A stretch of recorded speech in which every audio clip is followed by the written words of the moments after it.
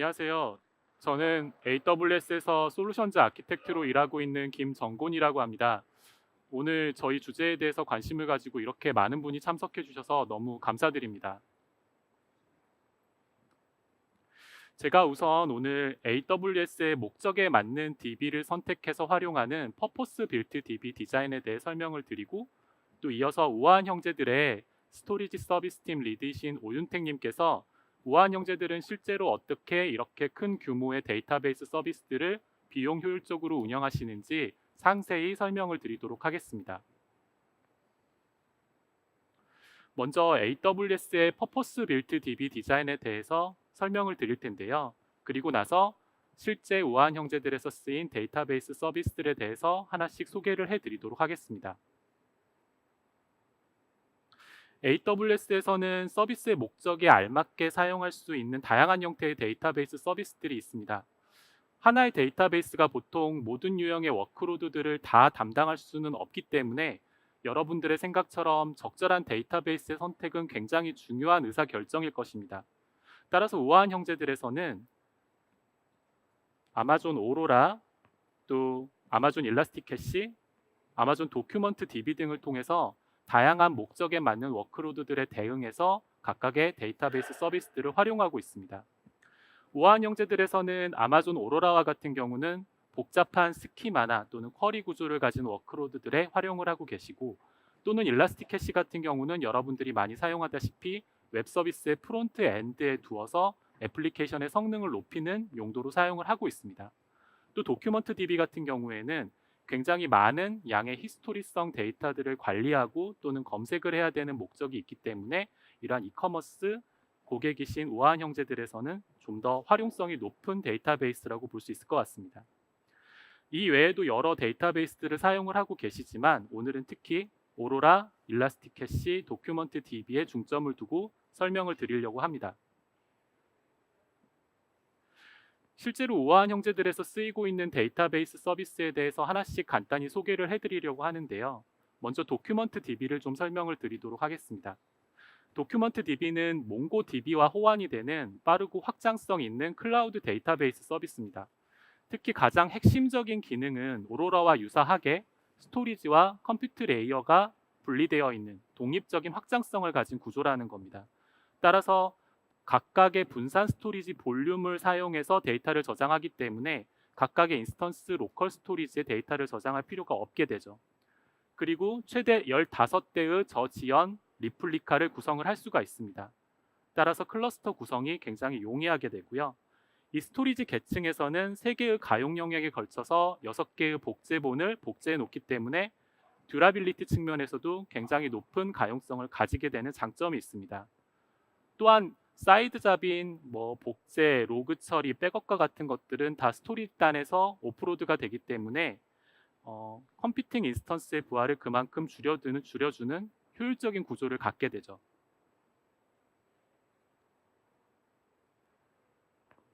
도큐먼트 DB는 또한 워크로드에 따라서 클러스터 내에서 컴퓨팅 인스턴스 크기나 또는 개수를 조절을 할 수가 있는데요. 이 아마존 클라우드 와치와 기본적으로 통합이 가능합니다. 그래서 CPU 사용량이나 또는 연결수나 또는 버퍼 캐시 적중률과 같은 매트릭들을 모니터링함과 동시에 이 매트릭에 따라서 클러스터를 자동으로 확장하거나 또는 축소하는 것들이 가능하게 되고요. 람다와 같이 쓰게 된다면 이것들을 자동화하실 수도 있습니다. 그러한 자동화 워케스트레이션의 이득을 보실 수가 있고요. 또 분산 스토리지 볼륨 같은 경우에는 사용자의 개입이 없더라도 이 작업들이 자동으로 수행이 됩니다. 그래서 데이터를 더 추가하게 되면 10기가 블록 단위로 자동으로 증가를 하게 되는 구조를 가지고 있습니다. 다음으로 오로라를 설명을 드리겠습니다. 아마존 오로라는 클라우드 네이티브 데이터베이스 엔진입니다. 기능이나 확장성 또는 성능 측면에서 굉장히 까다로운 요구사항을 가진 엔터프라이즈 고객들이 많았는데요. 그러한 기업들의 요구를 잘 충족하도록 설계가 되었다고 보시면 됩니다. 그래서 처음부터 클라우드를 염두에 둔 데이터베이스 엔진 서비스이고요. 여러 레거시 데이터베이스의 페인 포인트가 분명히 있었을 겁니다. 예를 들어서 라이센스 비용이라든지 또는 클라우드 네이티브 기능 자체가 부족하다든지 하는 그러한 고객의 페인 포인트를 해소하고자 중점적으로 설계가 되었다고 보시면 됩니다. 각 오로라 클러스터 같은 경우에는 앞서 도큐먼트 DB와 유사하게 3개의 가용 영역에 자동으로 복제가 됩니다. 또한 15개의 저지연 읽기 복제본 리드 리플리카를 생성을 하실 수가 있고요. 그래서 요약을 해서 말씀을 드리자면 그 클라우드 네이티브의 대규모 확장성과 가용성을 갖춘 데이터베이스고요. 또한 기존 상용 데이터베이스보다 더 저렴한 가격을 제공해 드리는 것을 목표로 하고 있습니다. 오로라의 핵심 기능 중에 우아한 형제들에서도 많이 활용을 하고 계신 기능인데요. 블루 그린 디플로이먼트를 지원을 하고 있습니다. 이 아마존 RDS 콘솔 상에서, 즉 웹페이지 콘솔이죠. 그 웹페이지 콘솔 상에서 단 몇 번의 클릭만으로 리전 및 가용 영역 내에서 읽기 복제본을 포함해서 원본 환경을 미러링하는 복제본을 임시로 생성을 할 수 있게 되고요. 원본 환경이 복제본에 프로비저닝 될 때까지 기다렸다가 사용자가 다 테스트를 완료하게 되면 그때 다시 그 복제본이 프로덕션으로 이관이 되는 구조입니다. 그래서 이후 고객의 확인을 통해 안전하게 운영 단계로 진입을 하기 때문에 그만큼 안전하게 배포를 마무리할 수 있다는 장점이 있습니다. 따라서 이런 블루그린 디플로이먼트 같은 경우에는 데이터베이스 버전을 업그레이드하는 경우도 많으실 텐데요. 그런 경우라든지 또는 스키마 변경이라든지 여러 가지 설정 변경 때 좀 더 안정적으로 데이터베이스 운영할 수 있도록 도와드릴 수 있는 도구라고 보시면 될 것 같습니다. 아마존 일라스틱 캐시에 대해서 설명을 드릴게요. 이 아마존 일라스틱 캐시는 인메모리 데이터 저장소를 쉽게 배포 및 운영 확장할 수 있는 완전 관리형 서비스입니다. 마이크로 초단위의 응답 시간을 제공하는 것이 가장 큰 특징이고요. 그리고 가장 주요한 것으로 3가지 오픈소스 인메모리 엔진인 레디스, 발키, 멤캐시D를 지원을 합니다. 그와 동시에 99.99%의 SLA를 제공한다든지 오토스케일링 또는 백업 자동화 등의 기능 등을 같이 제공할 수 있는 솔루션이라고 볼 수 있습니다. 특히 그 중에서도 일라스틱 캐시가 제공하는 여러 엔진 중에 오늘은 발키에 대해서 좀 더 소개를 해드리고 싶은데요. 우아한 형제들에서도 최근 레디스에서 발키로 마이그레이션을 진행을 하셨었습니다. 그래서 뒤에 상세히 더 이 효과에 대해서 설명을 드리겠지만 여러분들도 잘 아시다시피 발키는 레디스에서 더 이상 레디스에 관련해서 오픈소스 라이센스를 따르지 않을 거라고 발표를 했기 때문에 그 이후 포크를 해서 만든 오픈소스 라이센스를 따르는 그러한 구조죠. 그래서 이 프로젝트는 라이센스가 변경되기 전에 레디스 오픈소스를 개발했던 일부 분들이 참여를 해서 개발이 된 버전이고요. 이러한 커뮤니티 외에도 여러 기업에서 제공을 하고 지원을 하고 있습니다. 그리고 벤더 중립적이라는 게 특징이고요. 발키는 실제로 여러 테스트를 통해서 성능이나 안정성이나 또는 효율성 측면에서 레디스와 비교했을 때 더 나은 것으로 평가를 받고 있습니다. 특히 이후에 더 설명을 드리겠지만 메모리 사용량을 20% 절감을 했고요. 그리고 이러한 AWS만의 최적화는 발키용 엘라스틱 캐시 버전 8.0에 적용이 돼서 지금 사용을 하실 수가 있습니다. 다음에는 그라비톤에 대해서 설명을 드리고 제가 데이터베이스 소개에 이어서 그라비톤을 설명을 드리고 마무리를 할까 하는데요. 이 그라비톤과 같이 데이터베이스 서비스를 사용하면 그만큼 비용 효율화를 더 쉽게 달성할 수 있기 때문에 소개를 드리려고 합니다. 저희의 ARM 기반 칩이고요. 이 ARM 기반 칩인 그라비톤은 2018년도부터 EC2 인스턴스의 애플리케이션들을 ARM 기반으로 실행할 수 있다는 것을 입증한 첫 번째 사례입니다. 그리고 각 세대마다 성능과 효율성을 크게 향상시켰고요. 가격 대비 성능이 획기적으로 개선이 되어 왔습니다. 지금 현재는 4세대가 지원이 되고 있고요. 그리고 타입이 150개 이상의 EC2 인스턴스를 포트폴리오에 탑재하고 있습니다. 그만큼 여러분들이 선택을 다양하게 워크로드에 맞게 사용을 할 수 있다는 장점이 있습니다. 여기에는 여러 용도가 있을 수가 있습니다. 애플리케이션 서버라든지 고성능 컴퓨팅 또는 미디어 인코딩부터 데이터베이스, 데이터 분석 및 여러 환경에 ARM 기반인 그라비톤 인스턴스를 여러분들이 실제로 활용을 하실 수가 있어요. 활동하는 방법은 간단합니다. 네. 사용자 우아한 형제들에서도 그라비톤 2나 3 기반의 인스턴스들로 오픈소스 데이터베이스라든지 또는 인메모리 캐시라든지 또는 컨테이너화된 여러 애플리케이션 및 마이크로 서비스 등의 실제로 활용을 하고 계십니다. 네, 여기까지 저의 발표를 들어주셔서 감사합니다. 이어서 우아한 형제들의 스토리지 서비스 팀 리드이신 오윤택 님이 우아한 형제들의 실제 적용 사례에 대해서 발표를 해주시겠습니다. 안녕하세요. 우한 형제들에서 데이터베이스 엔지니어로 일하고 있는 오윤택입니다. 반갑습니다.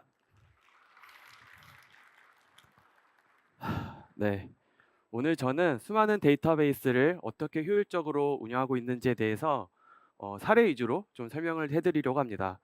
우리가 어떤 고민을 했고 또 어떻게 풀어나갔는지에 대해서 한번 들어보시고 비슷한 고민을 하셨다면 이 발표를 들으시고 좀 도움이 되셨으면 좋겠습니다. 먼저 제가 일하고 있는 우한 형제들에 대해서 소개해드리겠습니다. 우한 형제들은 2010년도에 설립되어 국민 배달앱인 배달의 민족을 운영하고 있는 푸드테크 기업입니다. 문 앞으로 배달되는 일상의 행복이라는 미션 아래 단순한 음식 주문을 넘어서 배달 인프라 구축, 사장님을 위한 다양한 솔루션, 그리고 최근에는 로봇 배달, 비마트 같은 퀵커머스 같은 서비스까지 영역을 확장하고 있습니다. 네, 앞서 소개해드린 것처럼 뱀이랩에는 정말 다양한 서비스들이 존재하는데요. 이 수많은 서비스를 안정적으로 운영하기 위해 저희 우한 형제들은 약 1000여 대의 데이터베이스를 사용하고 있습니다. 수테라바이트 단위의 대형 데이터베이스부터 경량의 소규모 데이터베이스까지 종류도 다양하고 목적도 제각각으로 사용하고 있습니다. 이처럼 방대한 규모의 데이터베이스를 어떻게 효율적이고 안정적으로 관리하는지에 대해서 우한 형제들만의 운영 전략을 소개해드리겠습니다. 네, 오늘 발표처럼 저희가 운영하는 1000여 대의 데이터베이스가 모두 관계형 데이터베이스는 아닙니다. 네, 우한 형제들은 서비스 특성에 맞춰 다양한 형태의 데이터베이스를 사용하고 있는데요.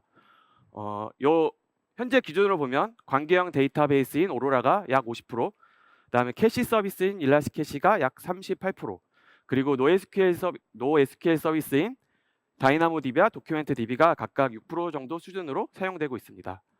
그리고 장표에는 좀 되게 작게 나와 있지만 오픈서치나 레드시프트 등도 분석, 검색, 리포팅 등 다양한 분야에서 활용되고 있습니다. 오늘은 이 중에서 저희가 중점적으로 사용하고 있는 오로라, 그다음에 도큐멘트DB, 일라스트캐시 위주로 이야기를 해드릴 예정입니다. 네, 죄송하지만 아직까지 소개가 남았는데요. 일단 저와 함께 이 발표를 준비해 주신 저희 팀을 좀 소개해 드려야 될 것 같습니다. 저희는 스토리지 서비스 팀이라는 이름을 가진 총 5명의 데이터베이스 엔지니어로 구성된 팀입니다. 요 사진은 그 봄날에 벚꽃이 피었을 때 저희 회사 앞이 석촌호수거든요. 그래서 석촌호수 앞에서 점심 먹고 이렇게 사진 하나 찍자고 해서 사진을 찍었던 사진이에요. 요 사진 보시면 아시겠지만 좀 화기애애하고 밝게 일하는 그런 팀이라고 봐주시면 될 것 같습니다. 네, 그리고 저희 팀은 전사의 모든 데이터베이스를 중앙에서 통합적으로 관리하고 있습니다. 각 팀에서 발생하는 모든 다양한 DB 요청을 저희가 직접 처리하고 있는데요. 매주 평균 한 140건 정도 이상의 요청을 처리하고 있고요. 요청에는 간단한 쿼리 실행부터 복잡한 스키마 변경, 그다음에 까다로운 인프라 변경까지 좀 다양한 DB 관련 업무를 수행하고 있습니다. 또 저희 팀은 운영 중인 모든 데이터베이스의 실시간 모니터링을 다 하고 있는데요.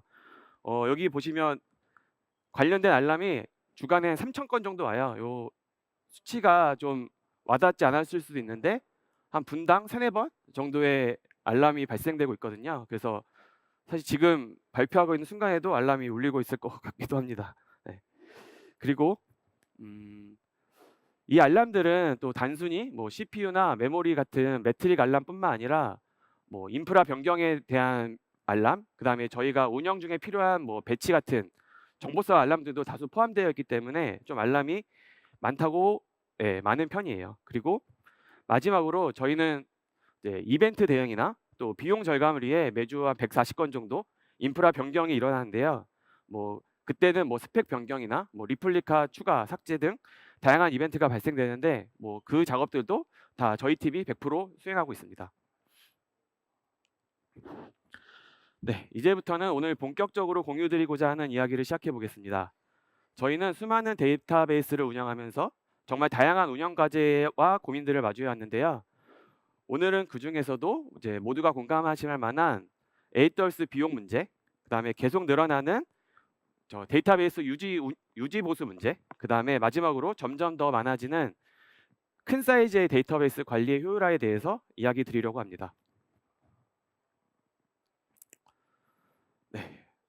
그 AWS 비용은 아시다시피 좀 눈을 부릅뜨고 관리하지 않으면 굉장히 눈덩이처럼 불어납니다.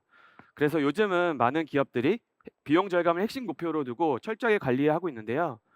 저희 팀도 2022년부터 비용 최적화를 시도해 왔고 이를 통해 실제로 이제 많은 성과들을 냈습니다. 그리고 2023년도에 리인벤트에서 그 아마존 CTO님이 닥터 보게스님도 그 검소한 아키텍처를 강조하시면서 비용 효율적인 시스템에 대해서 중요성을 좀 강조하셨는데요. 그래서 AWS 역시 이런 흐름에 맞춰 비용을 줄일 수 있는 다양한 기능과 상품들을 계속해서 출시하고 있습니다. 그래서 오늘 이 자리에서는 저희가 실천했던 비용 절감 노력 3가지와 그다음에 AWS에서 제공한 비용 절감 상품 중에 3가지를 저희가 어떻게 활용하고 있는지에 대해서 구체적인 사례를 중심으로 설명드리겠습니다. 네. 일단 비용 절감에 대해 좀 이야기해 볼 건데요. 비용 절감을 시작할 때 가장 먼저 떠오르는 건 아마 우리가 정말 적절하게 이 인스턴스를 사용하고 있는가일 것 같아요. 그래서 저희도 가장 먼저 시작한 거는 라이트 사이징, 즉 리소스가 정말 적정한 수준을 쓰고 있는가에 대해서부터 시작했습니다. 이때 뭐 단순한 뭐 CPU나 메모리 사용률만 보는 것이 아니라 서비스 특성에 맞춰서 그 중요도를 함께 고려해야 했습니다. 그래서 뭐 예를 들어서 뭐 고가용성이 중요한 서비스라면 뭐 이 중 하나 좀 더 그 리소스가 좀 여유 있게 설정되어 해야 할 것 같은데요. 이 과정은 뭐 많은 분들도 비용 최적화를 시작하실 때 이미 경험해 보셨을 거라 생각이 들어요. 근데 여기서 저희가 좀 중요하게 본 게 유연성입니다. 네, 보통 비용 최적화라고 하면 뭐 스펙을 줄이거나 리소스를 줄이거나 뭐 그런 방향만 떠올리기 쉬운데요. 실제 운영 환경에서는 뭐 그렇게 좀 간단하진 않았습니다. 그래서 뭐 여기 장표에 있지만 서비스 환경은 굉장히 빠르게 성장하기도 하고 또 뭐 트래픽이 예기치 않게 튀기도 하고 또 항상 장애 대응을 대비해야 하기 때문에 뭐 그런 부분에 대해서 항상 준비를 해야 되죠. 그래서 저희는 뭐 하나의 정답만을 가지고 집중하기보다는 좀 변화에 유연하게 대응할 수 있는 구조를 만드는 데 좀 더 집중했습니다. 그래서 현재 보시는 그림처럼 인프라가 변경될 때 그 DB를 사용하는 어플리케이션이 이를 즉시 인지할 수 있도록 좀 구성을 해야 되는데요. 뭐 예를 들어서 페일오버가 발생해서 프라이머리와 리플리카가 체인지 되었을 때 어플리케이션은 새로운 프라이머리로에 대한 연결이 그 자동으로 인지되어야지 최소한의 순단으로 서비스가 유지될 수 있습니다. 마찬가지로 스케일아웃으로 새로운 리플리카가 추가되는 상황에서도 어플리케이션이 이를 반영해 적절한 분산 연결을 할 수 있어야 리소스를 그 제대로 활용할 수 있습니다.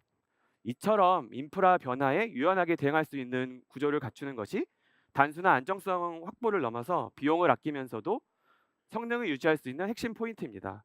그래서 결국 유연성은 그 비용 절감뿐만 아니라 뭔가 그런 안정성을 가지고 있는 점에 대해서 꼭 인지하시고 아키텍처를 설계하셨으면 좋겠습니다. 네, 그래서 저희는 라이트 사이징 작업을 이제 수작업이 아닌 자동화 방식으로 탐지하고 실행하고 있는데요. 그 과정을 간단히 좀 살펴보겠습니다. 먼저 뭐 비용 절감에 필요한 뭐 CPU나 메모리, 네트워크 사용량들을 주기적으로 수집을 합니다. 그리고 저희가 정의한 기준에 따라 스펙 조정이 필요한 인스턴스를 자동으로 탐지를 하게 되는데요. 이렇게 탐지된 대상은 비용 절감 가능성이 있다라고 판단이 되어서 그 각 서비스 담당팀과 DBA에게 알람 형태로 전달이 됩니다. 이후 담당자와 DBA가 함께 협의해서 스케일 인아웃이나 뭐 스펙업 다운을 일정에 맞춰 진행을 하게 되는데요. 이 프로세스를 통해서 불필요하게 리소스를 빠르게 줄이고 서비스 상황에 맞는 유연한 조정이 가능해졌습니다. 네, 하지만 여기서 좀 말처럼 쉽지만 정말 어려운 문제가 하나 있었는데요. 바로 누구에게 이 알람을 보내야 하냐는 문제였습니다.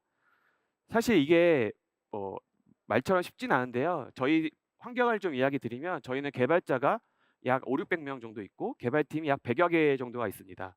그리고 또 저희 조직 특성상 조직 개편이 매월 일어나거든요. 그래서 특정 데이터베이스가 누가 담당자인지를 매핑해 놓으면 그거를 금방 다시 쓸 수 없게 되는 환경이에요. 그래서 이처럼 저희처럼 이렇게 빠르게 변화하는 조직과 뭐 좀 많은 개발자들이 운영하는 팀에서는 요런 걸 어떻게 빠르게 식별해야 되느냐에 대한 문제가 저희한테 또 하나의 꼭 과제였습니다. 그래서 요거를 어떻게 했느냐면요. 네, 다들 예상하셨겠지만 AWS 태그를 이용하는 것입니다.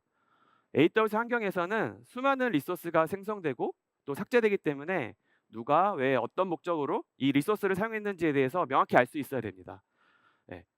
이때 태그는 리소스에 메타데이터를 부여하는 도구로서 뭐 프로젝트나 팀, 그다음에 뭐 개발 환경이나 뭐 운영 환경 그런 등으로 기준으로 리소스를 분류할 수 있게 도와줍니다. 그래서 태그가 잘 되어 있으면 비용을 뭐 팀이나 서비스 단위로 정확하게 분류할 수 있고 또 뭐 비효율적인 리소스를 식별하거나 또 정책 기반의 자동화도 할 수 있습니다. 그래서 반대로 태그가 없다면 비용이 공통으로 뭉뚱그려져 가지고 이제 관리 포인트를 다 놓치게 되는데요. 그래서 저희는 모든 리소스에 태그를 붙여 관리하고 있고 태그를 통해 담당자를 빠르게 찾고 비용 절감을 수행하고 있습니다. 네, 이제 세 번째 작업인데요. 저희 이제 비용 절감 작업 중에 또 비용 효율이 뛰어난 구조로 마이그레이션 하는 게 있을 것 같아요. 그래서 저희는 일부 서비스 사용 중인 몽고DB를 도큐멘트 DB로 마이그레이션 하고 있습니다. 네, 이번 전환은 뭐 기술적 전환이라기보다는 명확한 비용 절감 목적으로 결정된 사항이었어요. 그래서 간단히 두 개의 스토리지 구조 차이를 좀 비교해 볼 텐데요. 이제 몽고DB는 최소 3개 노드를 갖는 클러스터 구조이며 각 노드는 개별 스토리지를 갖고 같은 스펙, 같은 크기로 셋업을 해야 합니다. 그래서 일반적으로 스토리지를 GP2 스토리지로 사용할 경우에는 충분한 IOPS를 확보하기 위해서 약 좀 4TB 수준의 좀 넓은 용량의 그 디스크를 구성하게 될 텐데요. 이렇게 되면 또 저희 노드가 3개니까 3개의 EBS를 구성해야 합니다. 반면 도큐멘트 DB는 오로라와 유사한 구조로 공유 스토리지 기반입니다. 그래서 처음부터 디스크를 이렇게 크게 셋업할 필요 없이 실제 사용한 만큼만 비용이 청구됩니다. 그래서 결국 동일한 성능 수준을 유지하면서도 스토리지 비용은 몽고DB 대비 훨씬 유리한 구조를 가져가는 구조입니다. 네. 두 번째 이유는 그 인스턴스 구성의 유연성인데요. 몽고DB는 컬럼 아키텍처를 기반으로 하기 때문에 최소 3대 이상의 인스턴스를 반드시 구성해야 합니다. 네, 뭐 물론 비용을 줄이기 위해서 아비터 등을 사용하는 방식도 있지만 그럴 경우에는 뭐 장애 대응이나 운영에 대한 복잡도가 높아질 수밖에 없습니다. 그래서 반면 도큐멘트 DB는 그런 제약이 없습니다. 이렇게 단 한 대의 리플리카만으로도 운영이 가능하고 뭐 필요에 따라서는 노드 하나만으로도 구성이 가능합니다. 그리고 또 필요에 따라 트래픽이 늘어났을 때는 리더를 추가하는 것도 쉽고 그다음에 줄이는 것도 매우 간단합니다. 즉 서비스 규모에 맞춰 더 단순하고 유연한 구성이 가능하고 그만큼 운영 부담도 줄어들게 됩니다. 근데 다만 이렇게 비용 효율이 뛰어나더라도 사실 성능이 따라오지 않으면 마이그레이션 하기가 쉽지 않을 텐데요. 그래서 저희는 실제 전환 전에 다양한 POC를 통해서 이게 마이그레이션 가능할지를 여부를 좀 체크했습니다. 네, 여기서 중요한 건 도큐멘트 DB는 몽고DB와 비교했을 때 일부 성능 차이는 존재했어요. 네, 다만 기존 코드와의 호환성, 그다음에 마이그레이션 난이도, 그다음에 비용 효율성, 그다음에 관리 편의성 측면에서 충분히 그 이상의 가치를 제공한다고 판단했습니다.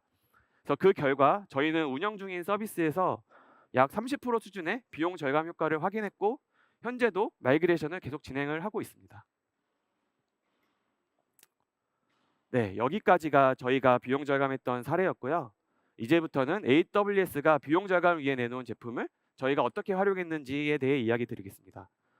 아까 정고님께서 얘기 주신 대로 그라비토는 AWS 자체 설계한 그 ARM 기반 프로세서인데요. 중요한 건 이 그라비토는 비용 효율이 매우 뛰어난 인스턴스를 제공합니다. 그래서 뭐 가격표를 아시겠지만 그 X86 장비인 i6 i 타입이 제일 비싸며 그다음에 그라비토 3, 그라비토 2 순으로 비용이 저렴한데요. 특히 여기서 이야기 드리고 싶은 건 일라스캐시는 뭐 인텔과 그라비톤 간의 성능 차이가 없습니다. 그래서 일라스캐시 같은 경우는 그라비톤만 선택함으로써 얻는 비용 절감 효과가 뛰어납니다.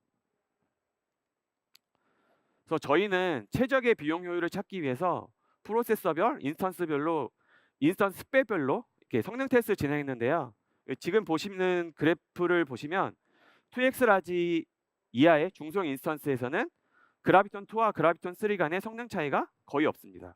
네, 다만 4x 라지 이상의 고사양 인스턴스부터는 그라비톤 3의 성능이 확실히 더 뛰어난 부분을 확인할 수 있었는데요. 그래서 저희는 다음과 같이 결론을 내렸습니다. 2x 라지 이하의 워크로드는 그라비톤 2를 사용하게 했고 4x 라지 이상의 워크로드는 그라비톤 3를 사용하는 것으로 기준을 정했어요. 그래서 지금은 모든 워크로드가 이 구조에 맞춰 운영되고 있고 이를 통해 비용과 성능의 균형을 잘 맞출 수 있었습니다. 여기서 이제 두 가지 팁을 드리고 싶은데요. 첫 번째는 그라비톤으로 뭔가 전환을 하실 때 그냥 인스턴스를 바로 변경을 하지 마시고 변경할 장비에 대한 그 리더 장비로 그라비톤 장비를 투입하신 후에 페이로버 하는 식으로 교체를 하시면 최소한의 순단으로 좀 안전하게 그 장비를 교체할 수 있습니다.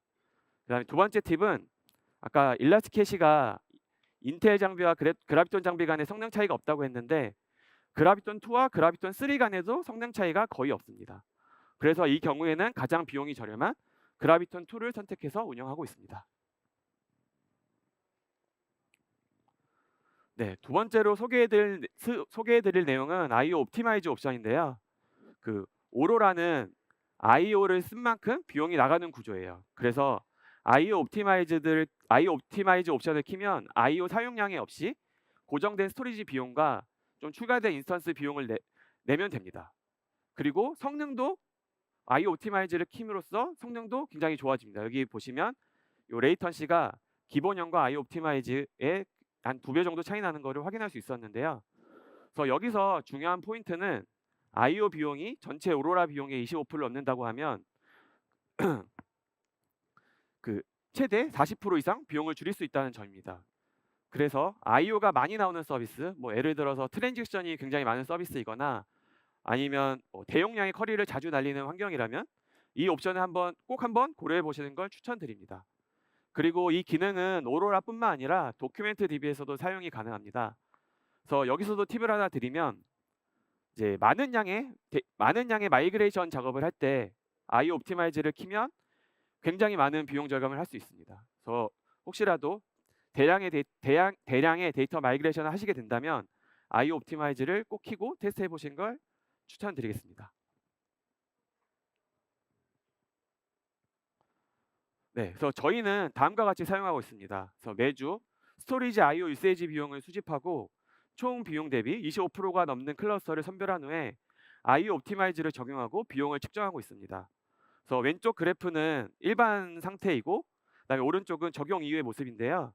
보시다시피 스토리지 IO 비용이 없어지면서 이제 전체 비용도 안정적으로 감소한 부분을 확인할 수 있었습니다. 네, 그다음에 마지막으로 소개해드릴 것은 벨키인데요. 벨키는 레디스와 100% 호환되는 신규 인메모리 저장소입니다. 여기서는 제가 드리고 싶은 말씀은 되게 간단해요. 그냥 레디스에서 벨키로만 바꿨을 뿐인데 비용은 최대 20% 절감, 또 성능은 5% 이상 향상, 그리고 뭐 셋과 해시 데이터 타입을 사용했을 시에는 메모리 사용량이 최대 30%까지도 감소합니다. 그래서 정말 아무것도 하지 않아도 되고 그냥 어플리케이션도 수정하지 않아도 되고 설정 그대로 그냥 엔진만 바꾸면 이 세 가지 혜택을 그냥 누릴 수 있습니다. 그래서 저희도 올 2월부터 저희 모든 레디스를 다 벨키로 전환을 했고요. 여기 나온 혜택들을 다 누리면서 비용 절감을 진행을 했습니다. 네, 지금까지는 이제 비용 효율화 중심의 이야기를 드렸다면 이제부터는 운영 효율화에 대해 공유드리겠습니다. 앞선 장표에서도 이야기 드렸지만 저희 팀은 주간 단위에 140건, 그래서 워킹데이 기준으로 약 24건의 DB 요청 처리 업무를 처리하고 있는데요. 요게 하나당 30분만 쳐도 대략 12시간이 소비가 되는데 그럼 벌써 이제 하루의 근무 시간이 넘는 단위예요. 그래서 굉장히 좀 많은 양이라고 이해해 주시면 될 것 같고 근데 이 중에서 저희 작업 유형들을 보면은 뭐 DDL, DML 계정 생성 등 좀 반복적이고 정형화된 작업들이 좀 많습니다. 그래서 저희는 이러한 부분들을 자동화하거나 절차를 간소화하는 방식으로 운영 효율화를 시도했는데요. 저희가 운영 효율화를 어떻게 이뤘는지 좀 간단하게 보여드릴 수 있는 프로세스 엣인데요. 여기 이 자리에 좀 데이터베이스 엔지니어 분들이 계신다면 저희도 비슷하게 일을 하고 있을 텐데라고 하실 수 있을 것 같아요. 그래서 뭐 DB 요청 업무를 받게 되면 DB에 직접 접속해서 스키마 구조나 사이즈를 확인한 후에 그다음에 작업 영향도를 파악하고 실제 작업 계획서를 뭐 만듭니다. 그리고 이제 뭐 이제 작업에 대한 승인을 받은 후에 뭐 DDL인 경우에는 서비스 영향도를 최소화하기 위해서 주로 새벽에 진행을 하게 될 텐데요. 저희는 이 과정을 완전히 자동화했습니다. 그래서 DBA가 현재 해야 하는 건 딱 하나고요. 작업 요청에 대한 리뷰입니다. 그래서 이때도 자동화된 툴이 스키마 정보나 뭐 데이터 현황을 자동으로 그 툴에서 제공해 주기 때문에 DB에 직접 접속할 필요도 현재는 없습니다. 그래서 게다가 작업 자체도 정해진 스케줄에 자동으로 실행되기 때문에 이제는 새벽에 일어나서 수동으로 작업할 필요도 없게 됐습니다. 그래서 좀 자동화에 대해서 좀 구체적으로 소개해 드리겠습니다. 그래서 저희는 내부에서 이 도구를 스마트 DBA라고 부르고 있는데요. 스마트 DBA는 말 그대로 DB 작업을 자동으로 실행해 주는 툴입니다. 그래서 어떻게 작동하냐면요. DBA가 작업 내용을 간단히 검토하고 실행 시간을 지정한 후에 승인만 하면 그 해당 작업은 자동으로 스케줄링이 되고 그 정해진 시간이 되면 스마트 DBA가 직접 실행을 맡습니다. 그래서 즉 DBA는 더 이상 수동으로 작업을 실행할 필요 없이 리뷰와 승인만 하면 되는 구조가 된 건데요. 그래서 이렇게 자동화를 도입하면서 반복적인 작업에 드는 시간을 크게 줄일 수 있었고 또 기존 시간에 새벽 시간대에 수동으로 하던 작업들을 절반 이상 스마트 DBA가 대신 해주고 있습니다. 그래서 이 작업을 통해 운영 피로도를 굉장히 낮추고 또 작업에 대한 안정성과 일관성을 높이는데 스마트 DBA가 큰 역할을 해주고 있습니다. 네, 그래서 다음에는 모니터링에 대해 좀 이야기해드리고 싶은데요.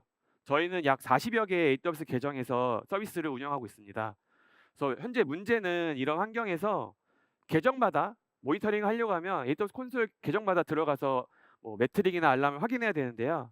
이렇게 되면 모니터링 자체도 굉장히 비효율적이고 또 뭔가 누락 가능성도 커지게 됩니다. 그래서 저희는 이 문제를 해결하기 위해서 지금 보시는 그림처럼 모든 알람과 매트릭 데이터를 한 곳으로 통합하는 구조로 모니터링 아키텍처를 설계했습니다. 그래서 이는 저희가 사용하는 모니터링 그래파나 대시보드인데요. 뭐 중요 정보를 다 지우다 보니 화면이 좀 이상하긴 하지만 여기 보여드리고 싶은 건 이 하나의 대시보드에서 AWS 계정들을 선택할 수 있어요. 그래서 이 대시보드 하나만으로 우리가 관리하는 AWS에 있는 데이터베이스나 뭐 또 다른 모니터링에 대해서 이 한 곳에서 모니터링 할 수 있다는 점으로 저희는 모니터링 효율을 올렸습니다. 네, 그래서 오늘 드리고 싶은 내용 중에 이 이해가 제일 드리고 싶었던 이야기인데요. 저희는 알람 관리에 대해 좀 이야기를 해보고 싶었어요. 아까 얘기 드린 대로 저희는 굉장히 많은 알람을 받고 있는데 이 알람이 대부분이 중요한 알람은 아닙니다. 그래서 실제 폴스 알람이 굉장히 많은데요. 그래서 문제는 이러한 알람들이 집중력도 굉장히 틀어뜨리고 운영 피로도도 높이는 주범인 거죠. 그래서 저희는 단순히 알람을 많이 받는 것보다는 좀 정확한 알람을 받는데 훨씬 중요하다 보고 그 방향으로 계속 개선하고 있습니다. 그래서 우선 뭐 서비스 중요도에 맞춰 임계치를 계속 조절하고 있고 또 알람 데이터를 계속 데이터화 시키고 어떤 알람이 자주 발생되는지 시각화해서 확인을 하고 있습니다. 그리고 반복적으로 대응하지 않는 알람은 스킵 처리하도록 설정해 놨고요. 그래서 이런 방식으로 불필요한 알람을 줄이고 실제로 대응해야 할 알람에 더 집중할 수 있는 구조를 만들어 가고 있습니다. 네, 그래서 두 번째로는 저희가 이제 알람을 받는 데에 대해서 끝나는 게 아니라 더 빠르고 정확하게 대응할 수 있는 구조를 어떻게 만들고 있는지 소개를 해드리고 싶은데요. 보통 CPU 크리티컬 수준의 알람이 발생됐다고 하면 이게 알람만 보고 뭐 이게 뭐 단순한 순간 스파이크인지 아니면 뭐 이게 진짜로 실제로 문제가 있는 상황인지 즉시 판단하기가 어렵습니다. 그래서 많은 분들이 뭐 주말이나 퇴근 이후에도 항상 노트북을 들고 다니면서 이제 알람을 받으면 대시보드를 열어서 확인하시곤 하는데요. 그래서 저희는 뭔가 이런 알람에 대해서 판단 기준이 되는 정보들을 아예 알람 메시지에 묶어서 같이 보내고 있습니다. 그래서 뭐 예를 들어서 CPU 사용열이 지속되면 이게 계속되는 증가세인지 또는 뭐 일시적인 스파이크인지 뭐 뭔가 트래픽이 늘어났다라든지 아니면 뭐 특정 슬로우 쿼리들이 갑자기 늘었다든지 이런 것들을 이 알람 메시지만으로도 바로 알 수 있게 매트릭의 메시지에 함께 담아서 구성을 하고 있고요. 그래서 이 알람은 DBA뿐만 아니라 서비스 담당자도 함께 받고 있기 때문에 이 그 알람에 대해서 정확하게 논의하고 대응할 수 있게 되었습니다. 그래서 또 다른 예도 하나 드리고 싶은데요.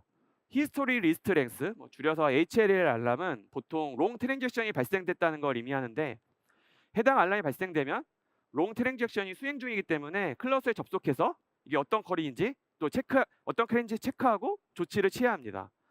그리고 또한 가끔씩은 접속하는 순간에 트랜잭션이 종료가 돼버려서 어떤 쿼리가 롱 트랜잭션을 위반했는지 인지를 못하는 경우도 많은데요. 그래서 저희는 이 알람이 발생되면 어떤 트랜잭션에 어떤 쿼리가 실행 중인지를 같이 담아서 알람을 보내고 있고 만약 그 쿼리가 그냥 단순 조회 쿼리다 그러면 그냥 알람이 발생되자마자 그 쿼리를 자동으로 킬까지 하도록 구성을 해놨습니다. 그래서 저희는 이처럼 알람을 단순히 이상 신호를 감지하는 도구로 보는 게 아니라 상황을 설명해주고 또 경우에 따라서는 자동으로 대응까지 이어지는 운영 도구로 발전시키고 있습니다. 네, 이제 발표의 마지막 이야기를 해드리려고 하는데요. 저희 배달의 민족 서비스는 올해로 15주년을 맞이했습니다. 그래서 15년 동안 서비스를 운영했다는 건 그만큼 방대한 데이터가 쌓여 있다는 의미이기도 한데요. 지금 장표에서 보시는 것처럼 단일 테이블의 크기가 1테라가 달하는 경우도 다수 존재합니다. 그래서 이런 대용량 테이블에서 스키마 변경이나 인덱스 추가 같은 작업이 발생되게 되면 최소 작업 시간은 한 4시간 이상 잡아야 되고 또 작업 중에는 DB 리소스를 약 20-30% 사용량이 증가하기 때문에 이런 작업들은 또 대부분 트래픽이 적은 새벽 시간대 하거나 이제 새벽 시간대에 진행을 해야 되고 또 작업 도중에는 계속 모니터링을 하고 또 혹시나 일어날 수 있는 이슈에 대해서 대응도 계속 해야 되는데요. 그래서 즉 데이터가 커질수록 단순한 작업 하나도 더 높은 리스크와 운영 부담으로 이어지게 되는데요. 그래서 저희는 이렇게 운영에 부담을 주는 무거운 작업들에 대해서 블루그린 전략을 적극적으로 활용하고 있습니다. 그래서 블루그린 작업을 단순한 저희는 DB 업그레이드 용도에 그치지 않고 대용량 테이블의 DDL 작업이나 그리고 서비스 중단을 유발할 수 있는 그런 작업들에 대해서 전반적으로 폭넓게 블루그린 클러스터를 활용하고 있는데요. 그래서 블루그린 구조를 이용하면 작업은 이제 별도 그린에서 미리 완료하고 이제 스위치 오버를 통해 짧은 시간 안에 짧은 시간과 짧은 그 영향 없이 이제 전환을 할 수 있습니다. 그래서 만약에 지금 묵혀두고 있는 무거운 DB 작업이 있으시다면 블루그린 전략을 적극적으로 활용해 보시길 바랍니다. 네, 이제 마지막 내용인데요. 그래서 저희가 지금까지 저희가 수많은 데이터베이스 클러스를 어떻게 효율적으로 운영하고 관리해야 하는지에 대해 공유드렸습니다. 그래서 그동안의 고민과 시도들은 실제로 눈에 보이는 성과로 이어졌는데요. 그래서 저희는 2022년부터 꾸준히 비용 절감을 진행해 왔고 그 결과 매년 약 30% 수준의 비용 절감을 달성하고 있습니다. 그래서 지금 이 순간에도 또 지속적인 효율화 작업을 계속하고 있고요. 그리고 또 이제 유지 보수 운영 측면에서도 스마트 DBA와 알람 자동화 시스템 덕분에 새벽 작업은 50% 이상 줄고 또 작업 생산성은 2배 이상 가까이 향상되었습니다. 그리고 대용량 테이블 유지 보수 작업 역시 블루그린 전략을 적극적으로 활용해서 파티션 분리나 과거 데이터 정리와 같은 무거운 작업도 서비스에 무리를 주지 않고 안전하게 처리할 수 있게 되었습니다. 네, 긴 시간 발표를 들어주셔서 진심으로 감사드리며 오늘 공유드린 내용이 여러분의 운영 환경에서 겪고 있는 고민에 작은 인사이트가 되었으면 좋겠습니다. 네, 긴 시간 발표 드려서 감사합니다.